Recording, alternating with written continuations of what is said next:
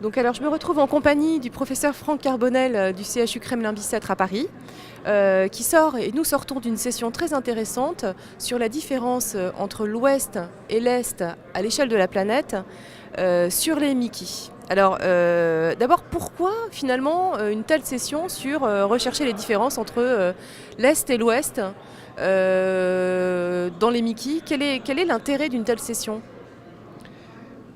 Il est double à mon avis.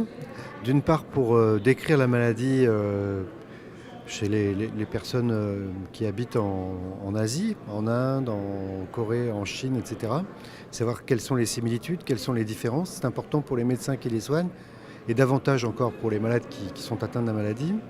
Et ensuite, la maladie de Crohn et la rectocolite hémorragique ont fait leur apparition en Asie il y a peu. Donc on est dans beaucoup de pays à l'aube de l'épidémie de ces maladies et on n'est pas très loin de l'origine. Et donc je pense que ça peut aider à comprendre, donner des éléments, des pistes pour comprendre les origines de la maladie à l'est comme à l'ouest. Alors ça, c'est vrai que ça permet de donner des pistes et en particulier, donc il y avait des communications sur le microbiote, les différences entre microbiote intestinal en Occident ou dans les pays occidentalisés et puis les pays finalement qui sont en voie d'industrialisation ou qui sont déjà industrialisés mais de façon nouvelle. Quelle est la différence et puis la ressemblance entre ces microbiotes? Alors il y a eu une communication de Balfour-Sartor sur cette question. Et en fait, il y a beaucoup de données, mais ça peut être résumé très simplement. Le microbiote des personnes qui habitent en Asie, en particulier dans les zones rurales, est assez différent du microbiote des personnes qui vivent en Europe occidentale. Cependant, dans les grandes villes, en Chine, il tend à se rapprocher des personnes qui vivent en Europe occidentale. Celui des Japonais reste un peu à part, alors que c'est un pays hautement industrialisé. Mais en Chine, il y a une tendance à une dérive du microbiote des Chinois urbains vers le microbiote occidental, avec moins de bactéries qui métabolisent les acides gras à chaîne courte et plus de bactéries de type protéobactéries qui sont pro-inflammatoires, disons. Donc, mais à l'origine, un microbiote différent à l'est et à l'ouest.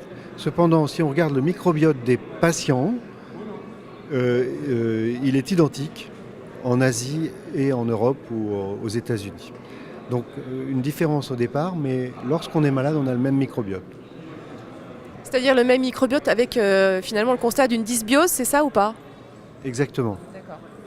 Alors une autre étude, enfin une autre communication sur, alors là vraiment assez énorme, sur la Corée et des grosses données en fait sur la Corée, sur à la fois, qu'est-ce qu'il y avait? Il y avait une méta-analyse sur, il y avait énormément de données, hein, à la fois sur les infections, à la fois sur les types de maladies.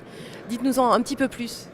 Oui, alors c'est une étude sur la Corée du Sud en fait, parce qu'il n'y a évidemment rien qui ne sort de la Corée du Nord.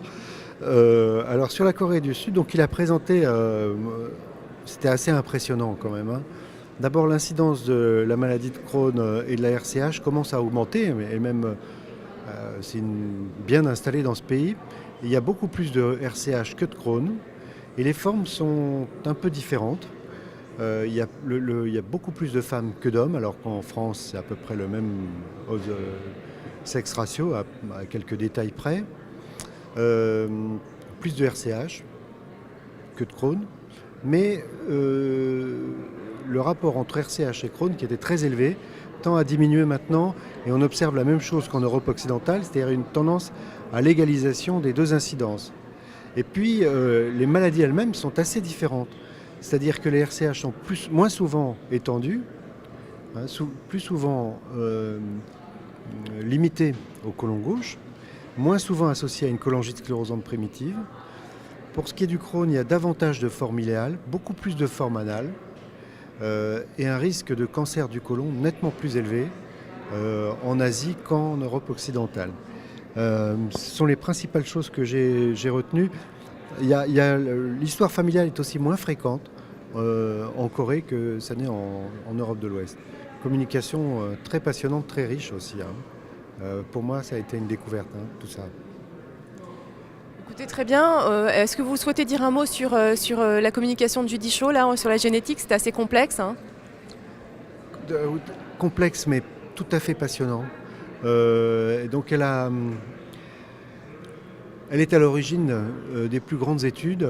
Elle est à l'origine avec Jean-Pierre Hugo de la découverte de NOT2, hein, et aussi des études pangénomiques sur les facteurs génétiques de prédisposition à la maladie. Mais comme elle l'a fait remarquer, les populations incluses dans ces études pangénomiques sont essentiellement des populations occidentales. Peu ont été conduites chez les Asiatiques. Et si on compare les deux, en fait, on retrouve les mêmes gènes, à quelques exceptions près, mais le poids des gènes est différent dans chacune des populations. Et elle a insisté à la fin de sa communication sur les liens qu'il y avait entre les gènes de prédisposition à la maladie de Crohn et certains gènes de prédisposition aux mycobactéries, notamment à la tuberculose et à la lèpre, où il y a des relations, des similitudes entre les gènes qui contrôlent l'immunité antimycobactérienne et les gènes de prédisposition à la maladie de Crohn. La relation entre les deux est assez complexe. Elle est un peu de la manière suivante, c'est-à-dire que les personnes qui se défendent bien contre les mycobactéries, tuberculose ou lèpre, sont aussi les meilleurs candidats à la maladie de Crohn. En quelque sorte, ce sont des sujets qui sont hyper immuns contre les mycobactéries, donc qui se défendent bien contre la tuberculose par exemple, mais actuellement on est dans un environnement où il y a finalement un déclin des infections, et ce qui était un avantage il y a 2 ou 3 siècles devient un inconvénient en termes de risque de maladie de Crohn. Merci beaucoup.